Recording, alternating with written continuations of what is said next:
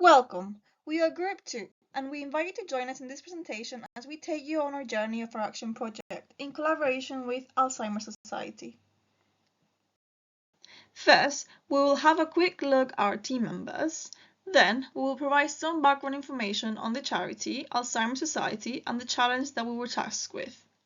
Then, we will outline our objectives and the action plan in order to achieve them, from the design of the event to the marketing strategy. We will then move on to the outcomes of the project, linking it to our mission objectives. And finally, we will end up with the lessons we learned along the way, with a reflection on what went well and not so well. Here's our team, composed of master students, all with unique backgrounds and aspirations who have worked together to create a positive impact. 30,000 people, 24 locations, one unifying purpose: to stop dementia devastating lives. Alzheimer Society is the largest society in the UK with over 40 years of experience.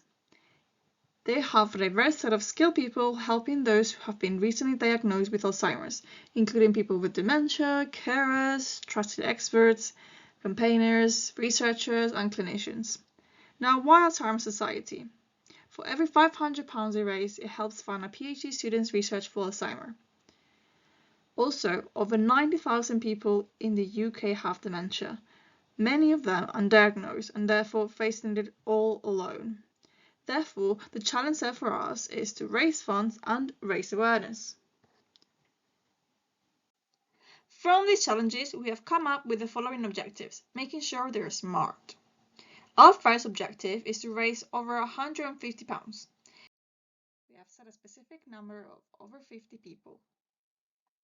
It is measurable, as we can measure it by how many direct participants are impacted and through how many followers we get on Instagram. It is achievable, as if we divide it through all our members, we have 3 direct participants and 5 followers per group member. Our charity event was a badminton tournament called Smash It. This charity event was held in the University of Bath at the STV. The date selected for this event was 6th August 2023. Let's take a few minutes to look at our event gallery. When we look at the initial brief, we had kept 2 primary goals in mind. One was to create awareness amongst the younger generation, and 2, to raise funds for the society. Following the discussion that we had with Alzheimer Society, our group decided to host a football tournament. However, we ended up hosting a badminton competition due to certain unavoidable factors that forced us to make the switch. Reasons. The reasons why we selected a badminton tournament was 1. Playing badminton regularly has shown various health benefits such as physical, mental, and also social benefits. 2. The Bath Badminton Club became the first organization of its kind to be solely dedicated to the sports of badminton in the year of 1877. And the third and the final reason why we made the switch: since badminton was played indoor, we were exempted from worrying about the forecast for the day. The entry fees for the badminton tournament were £4 for singles and £7 for double matches. To spread this word, we shared this on various social media. At the end of the tournament, we held the raffles, for which we charged £1 per ticket, and the winners were gifted a £5 gift card. The target audience for this entire event was the age range between 18 to 30. However, we were open to older players who would be interested to join this tournament. These photographs capture the spirit of competition and a sense of sportsmanship. We chose to use a Kanban technique for our assignment. The action project was far less demanding in terms of the technical requirements compared to our case project. Since it was simpler to keep track, we decided to use the Kanban strip feed approach. In this approach, there are 5 stages. First, initiation. In this phase, high-level objectives and specifications are created. Along with this, the initial budget, projections, and participant list were created. We set a meeting to establish the event needs with the charity. The second phase, planning.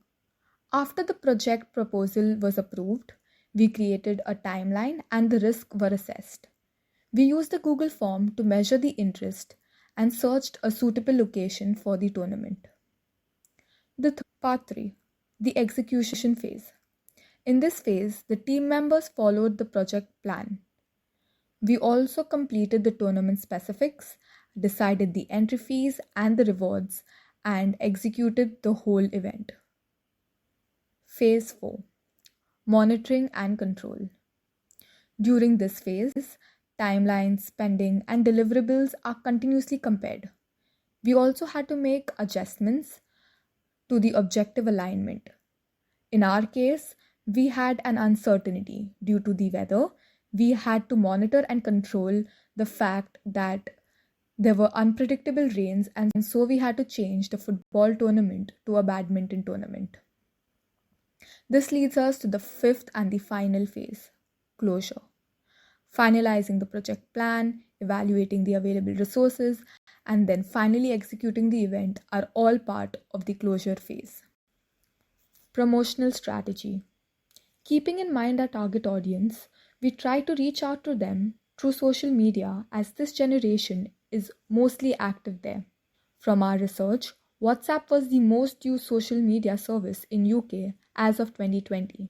We use WhatsApp and Instagram as our two primary sources to reach out to college students. For our initial Google Forms and to circulate the information about the event, we used WhatsApp. While we used WhatsApp as our primary media for communication, we chose Instagram to create awareness. We uploaded posts to inform people about Alzheimer's and how they could help with the research. We used trending hashtags to get more engagement and visibility. We also used our personal accounts to promote this cause, as we have a number of university students who follow our personal accounts. During the event, we continued the promotional activities. Flyers are an effective marketing tool because they convey a message quickly and effectively. During the event, we distributed a bunch of flyers.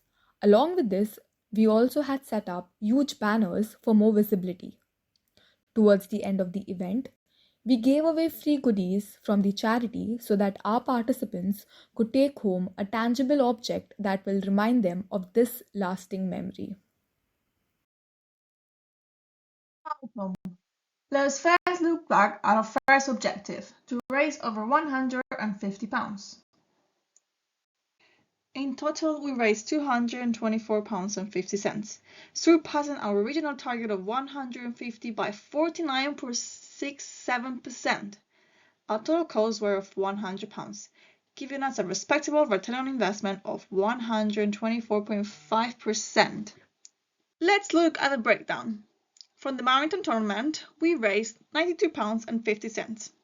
Our costs were of £50, and we got over 20 participants and over 25 tickets sold. From the raffle, we raised £73. We used £50 from our budget, and we got over 22 participants and over 40 raffle tickets sold. From our donations, we raised £59. We didn't use any budget, and we got at least 18 participants. Let's now look back at Objective 2, to raise awareness and impact at least 50 people. As a group, we learned about dementia with the help of Alzheimer Society and educated about dementia and Alzheimer Society's cause to anyone that took part in our fundraisers or donated. We did this through sharing information alongside our event advertisements, in social media posts, and giving out Alzheimer Society pamphlets, which included very detailed information about dementia and what they do. Whilst it is hard to quantify this part, we know that we reach over the 50 people target. Unfortunately, we can only quantify the transactions made through the badminton tournament tickets, raffle tickets, and donations made on a Just Giving page. However, For both the raffle and donations, we also collected cards through a money box. And we cannot know how many people exactly put money in the money box, only how much money was raised. On top of the 60 people, we also have indirect impact. After the event, we asked all participants to spread the word by sharing the pamphlets with their friends and family.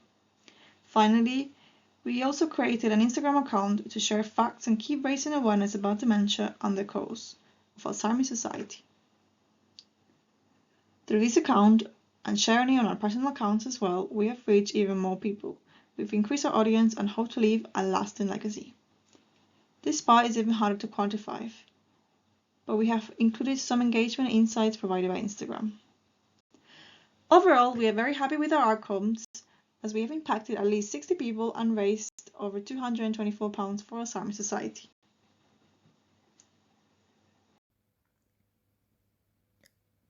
Organizing a badminton tournament can be a valuable learning experience that provided us insights into event planning, coordination, and teamwork. After seeing our monetary outcomes, here are some reflections on what we have learned throughout this fundraising event. Number 1. Managing the logistics and planning. Putting together a competition requires a lot of careful planning. It was essential to pay close attention to every detail, beginning with the selection of the location and continuing with the scheduling of the matches, right up to the preparation of the equipments, officials, and facilities. The experience brought to light the significance of developing a detailed plan, establishing deadlines, and taking into consideration the possibility of various contingencies. Number 2. Capabilities in communication. It was essential to have an effective communication when we were interacting with the university, the participant, and any other stakeholders involved. We realized that communication has to be both clear and timely for it to be successful, for us to coordinate the schedules, spread the information, and to address the concerns. The importance of having strong communication skills have been highlighted by any difficulties that arose during this competition. Number 3. Working with others. Putting together a competition is never done by a single person. We could have never achieved success without cooperating with each other.